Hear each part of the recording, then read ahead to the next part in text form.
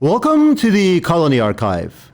You might have heard of liberalism in a pleasant way. You're told that a liberal government is the best form of government that we have, or even the end of history. But is liberalism only about a political system that protects things that we want, like human rights and dignity? Well, no, because there's a darker side to liberalism. In this episode, we'll talk about this darker side. We'll look at the close relationship between liberalism and colonialism. So stay tuned and make sure that you subscribe to the Colony Archive.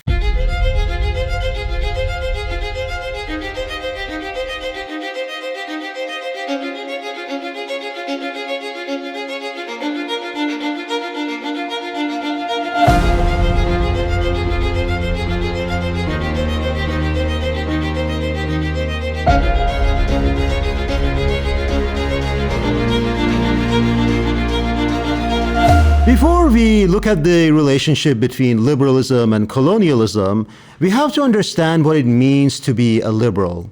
And it's not what you think, because the US political discourse has really altered what the term actually means. In the US political discourse, when the American left uses the term, they mean someone who supports relaxed immigration policies, freedom of choice, welfare benefits for the people who need them, and environmental protections that mitigate against climate change. The right uses the same label, but polemically. They use it to refer to someone who is a bit stupid in doing politics, hence the insult libtard. A liberal for them is someone who wants open borders, loose lifestyles that destroy social cohesion and the family, government handouts to fraudsters who don't deserve them and need them, and an obsession with what they say is the fake crisis of climate change. Whether we use the American left or the American right's definition, this is not what liberal actually means in a historical context. A liberal is someone who espouses the philosophy, ideology,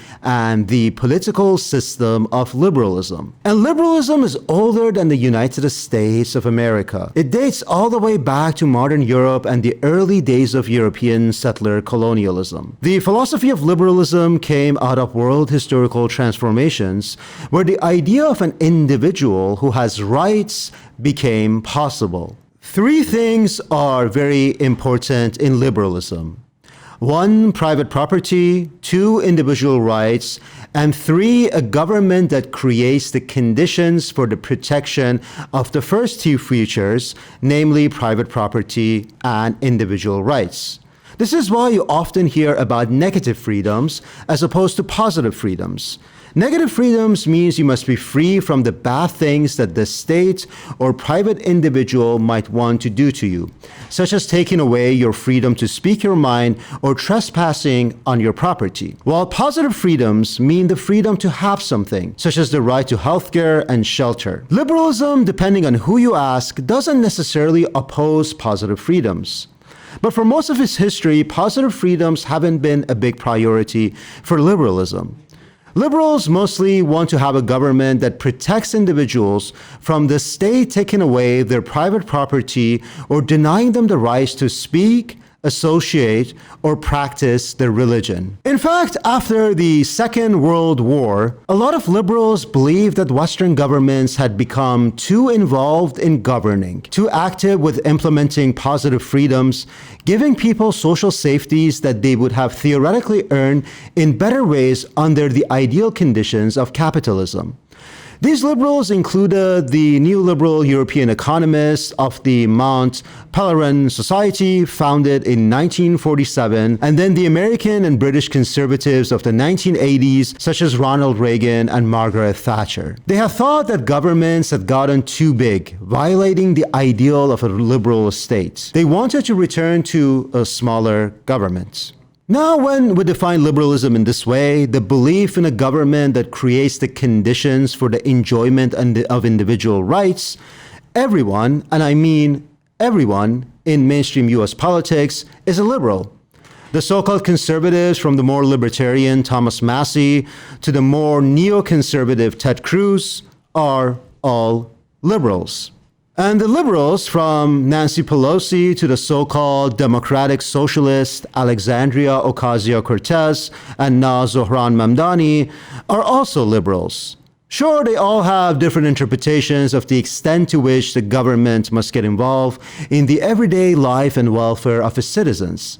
But they still respect the fundamental principles of liberalism and the US Constitution.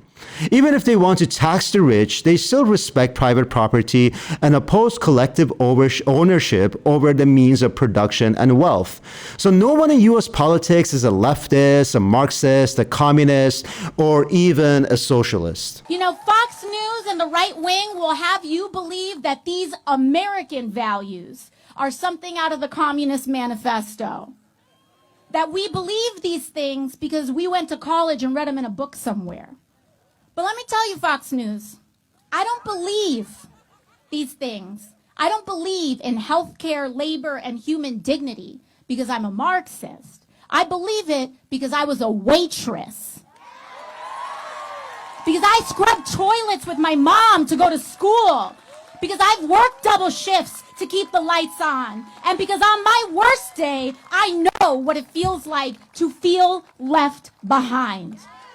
So we shouldn't confuse leftism with liberalism.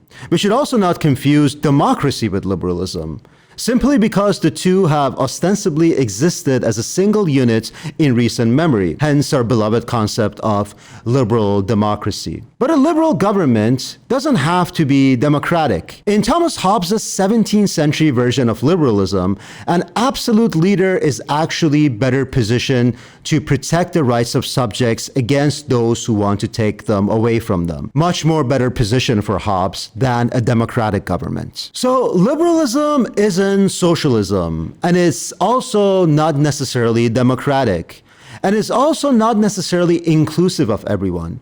In fact, for most of its history, liberal rights didn't include everyone. Historically, liberalism extended rights to small demographics, mainly white men.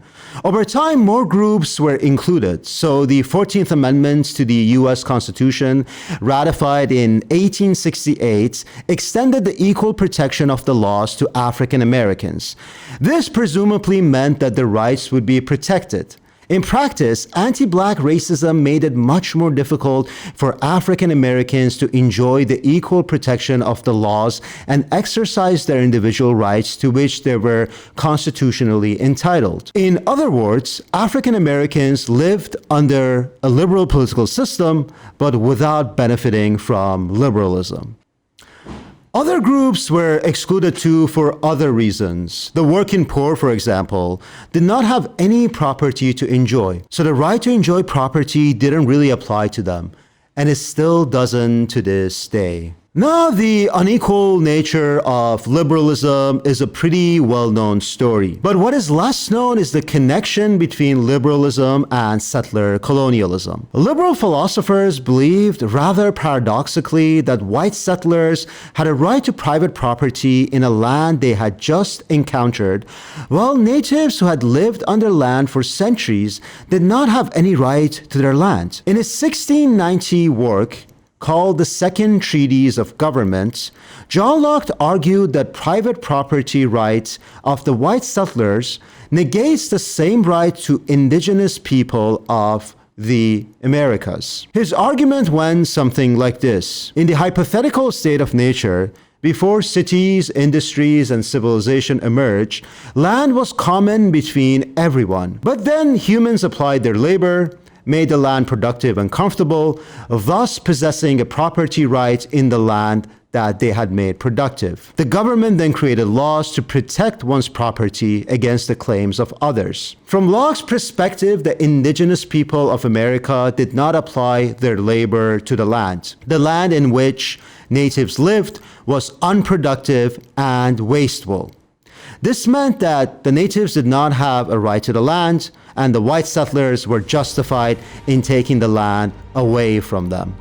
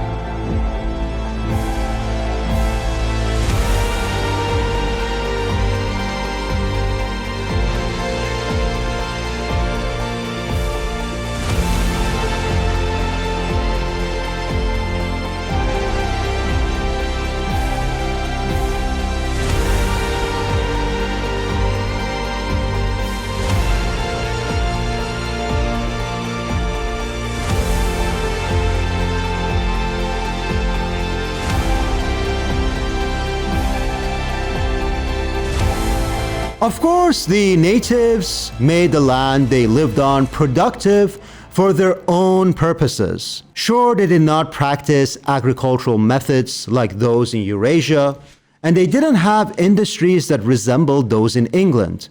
But this didn't mean that the land they lived on were wastelands. So Locke mixed ethnocentrism, racism, and philosophical reasoning to provide a justification for the expropriation of native land, which also led to ethnic cleansing and genocide. Now, this liberal tradition of dispossessing people of their land has carried into the 21st century. But ironically, Western liberals and their Zionist allies don't sit around and talk about land being wasted away in the global south. Rather, they turn the land into wasteland themselves. They either do this to reconstruct in a way that would profit private corporations, as they did in Iraq, or they turn the land into waste, as they're doing in Gaza, to make life for people there intolerable, so the people would have to leave, making the land habitable for the Zionist settlers and Western real estate corporations.